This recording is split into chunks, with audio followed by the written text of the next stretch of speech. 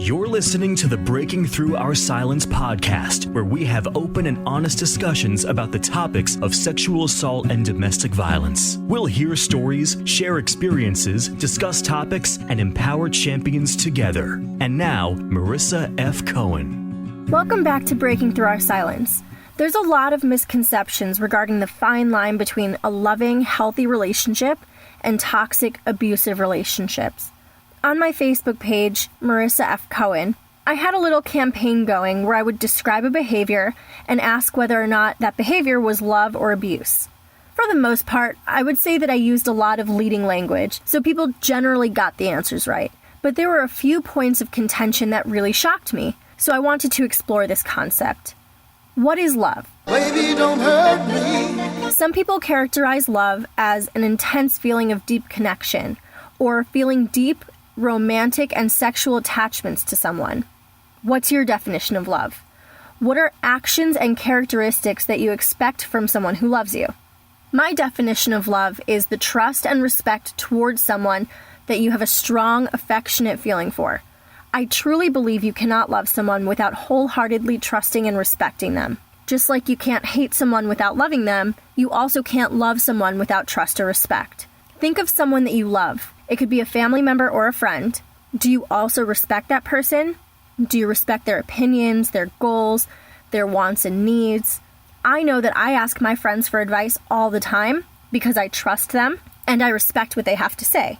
Now, think of someone that you love, but you don't respect them and you don't trust them. You don't appreciate their opinions. You don't think they're a good person, making good decisions and doing positive things with their life. You don't think they'll keep your secrets. You don't feel comfortable or safe sharing your thoughts, feelings, opinions, or experiences with them because they might judge you. Anyone? Bueller? Probably not. And I expect anyone who loves me to also trust and respect me. They go hand in hand. Love without respect and trust, in my opinion, is just sexual tension. And that's why friends with benefits often don't end well. Abuse is treating a person or animal, but in this case a person, with cruelty or violence regularly or repeatedly. There has to be a pattern of abuse in order for it to be considered domestic violence, and there has to be an intent to make the survivor feel badly. Now think about it. You wouldn't normally think that these two concepts could get confused, right? I mean, they're so specific and so opposite. But think about this. You and your significant other, friend, or family member, just pick one, are out to eat at a restaurant. The meals you ordered come out and are set right in front of you. You excitedly dig in. The person you're with looks at you, cringes, and says, "You're eating like a pig." How do you feel? Here's where the controversy is. Some people will hear that and think, well, that was unnecessarily rude and judgmental. I'm hungry, and their intention was to make me feel uncomfortable, small, or fat. That's not love. Meanwhile, someone else will hear that and think, they were just looking out for me because they love me. Which one did you hear?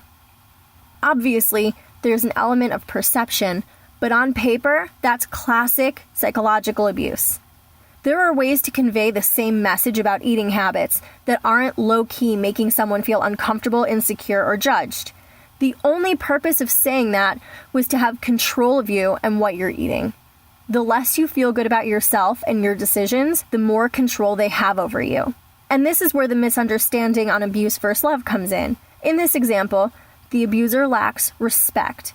Can you think of another example, hopefully not personal, where someone you respected said something to you intentionally to make you feel insecure? Write me a comment. Along the same lines is jealousy. Jealousy is not love.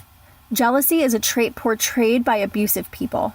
If your partner or friend tries to isolate you from other people because they don't like you around other boys or girls or don't trust you around other people, that is a psychologically abusive and manipulative move. The purpose isn't to keep you safe.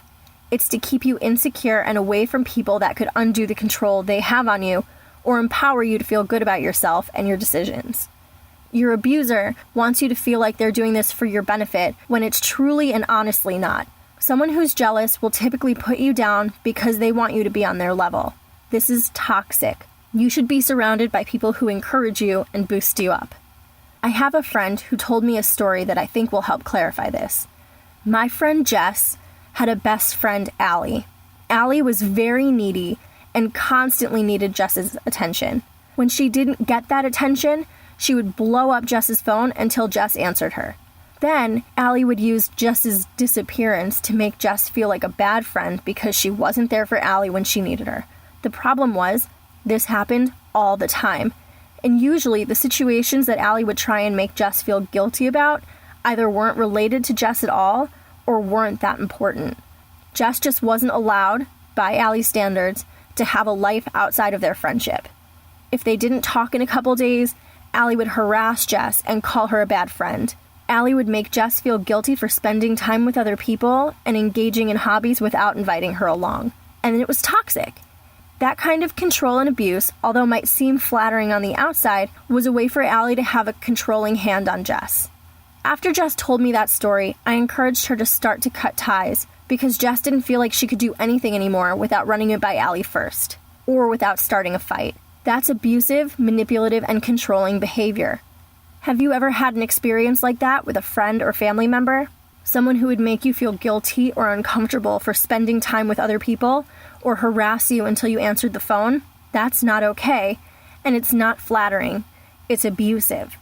Regarding the aforementioned Facebook posts, I wanted to run them by you, and I'd love for you to let me know whether you think these are abuse or love. Number 1, your partner feels insecure or jealous over your achievements. Abuse or love? Number 2, your partner checks your text messages and social media accounts. Love or abuse? Number 3, your partner monitors your eating habits and tells you what you can and cannot eat. Is that love or abuse? Thank you guys for tuning in, and I'll talk to you next week.